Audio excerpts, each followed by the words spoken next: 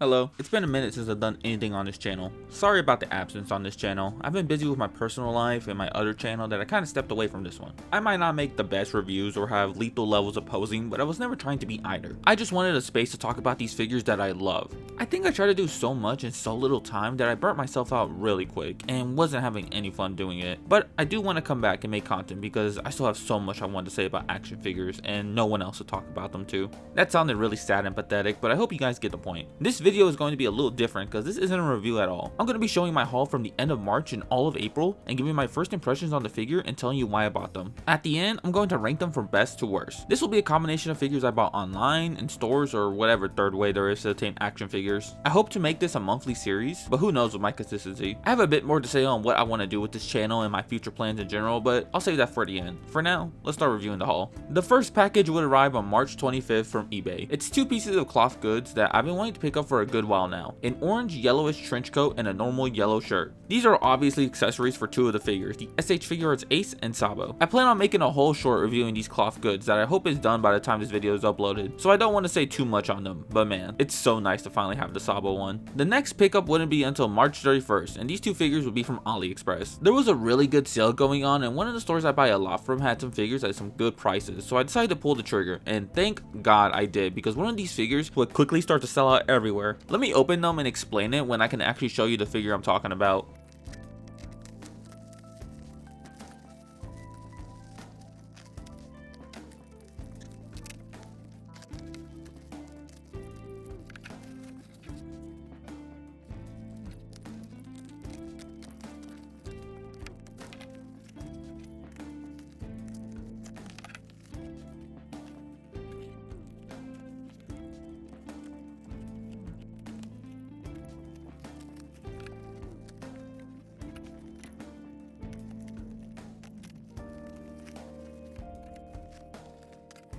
Okay, that took way too long, but I finally got these fuckers out. Alright, the first one I got was the Kami 1 Super Saiyan Gogeta. I fucking love the Super Saiyan Blue version of this figure. I genuinely consider it to be one of the best Dragon Ball figures out there. I don't care what anyone says. In fact, I had it as my number 3 favorite figure to release last year, but that top 10 never got uploaded, so... While I love that Super Saiyan Blue Gogeta, mine did have some QC issues that I mostly fixed, but one of them kind of broke the figure. Yeah, the tightness in his arm cracked the shoulder piece and made the connection to the arm very loose. It would hold it in place, but I wouldn't be able to move the arm while posing without it popping off. Thankfully, this gave me the perfect excuse to buy the Fusion Reborn version of the figure, which I had always planned on picking up for the Super Saiyan head sculpts, but it would also give me the opportunity to replace the entire torso of the Super Saiyan Blue one. Thank God I bought this figure when I did, because literally the day after I bought him, the worst day in third-party company history happened. And if you don't know what I'm talking about, in late March, Bandai shut down a bunch of the factories responsible for these third-party figures and even arrested some people, allegedly. This led to a bunch of future releases getting canceled or delayed indefinitely, and for any available stock that was still out there, those prices skyrocketed. That unfortunately happened with the Kami 1 Gogeta. This guy was already pricey for being a third party, but now, yeah,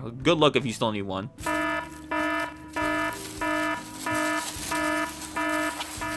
Before you judge me for this purchase, I have a good reason. Maybe. If you don't know the company Snail Shell, then keep it like that because they basically make these type of figures. I didn't really buy this for the character herself. I more so bought it because I want to use the body for custom. That's it for the AliExpress order though. Okay, it's literally the day after I got the AliExpress order and I already have another package open. It's April 1st now, so let's see who's the big joke today.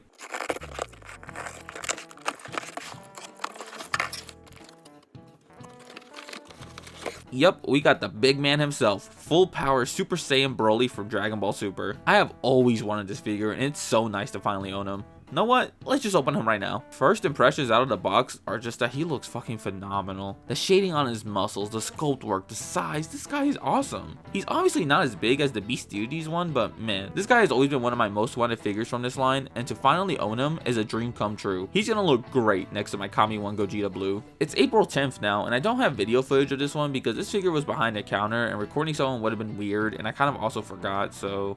yeah. Anyways, I managed to pick up the Sanji SH Figuarts from the Raid on Ogashima arc. This is the complete edition too, not the best Lex version, which is awesome. I really love that East Blue Sanji that released earlier in the year, but I have been meaning to pick up this version of Sanji for a while now, because I love everything that this one comes with, like the hard eyes and the 2 fire legs. What makes this purchase even better is that he was only $45. Yeah, $45 for a complete Raid on Ogashima Sanji with no issues and a slightly beat up box. That is a steal, especially considering the prices for him nowadays. I have no clue why they had him for so cheap. cheap because the store I bought them from usually sells their products around the price they go for on the secondhand market, so who knows, but I ain't complaining. Probably the best find of the month just for the fact that I got them for such a good deal. I once again don't have any footage of me picking up this next figure because I forgot to record, but I was out of the city and I decided to visit a toy store, and they actually had a good selection of import figures and just action figures in general. While they had a bunch of stuff I've been interested in picking up, I ended up only leaving with this SH Figuarts Ryuma. I got him for $60, which is an alright deal for him, but I kind of regret picking it up. Not because the figure is bad or anything, but this guy is missing a piece. You see the part right here where the sword sheath connects? Well, there's supposed to be two pieces for this, one with the sword sheath connected and one without, and unfortunately mine doesn't come with the latter. They sold this as complete, and while I do take some of the fault for not noticing, it's annoying that this happened in the first place. Oh well, I was gonna get cloth goods to replace the robe anyways. I got them on the 19th, by the way. 2 days later, which makes it the 21st of April, I have finally received one of my most anticipated figures since last year. I still remember the pure hype and excitement I felt seeing the announcement post while I was at work. Let's just get him out the box.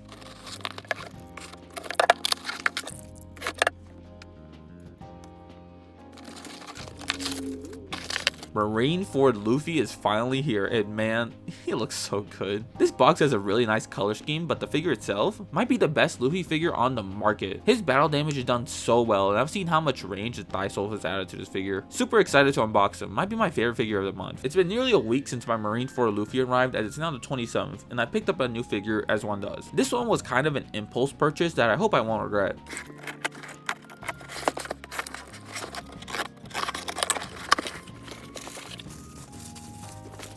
We got the Himiko Toga SH Figuarts. I actually wanted her since she was announced, but I didn't really plan on buying her since I wasn't that interested in the My Hero line. I regret that line of thinking, because these figures are some of Tamashi's best work when it comes to engineering, design, accessories, and everything else. I love her box design and how the colors clash with the hero's ones. I also think it's awesome how you can switch between her villain costume and her ordinary clothes. I need to get more of the My Hero Figuarts, man. I regret not getting that Dobby when I had a chance. And we finally reached what might be the last figure I'll receive this month. It's the 29th, so I doubt I'll receive anything or find anything before the month ends. I've been anticipating this figure since it was announced because I wonder how it would fare against the other figures in this line, but from the reviews I've seen, he's pretty good.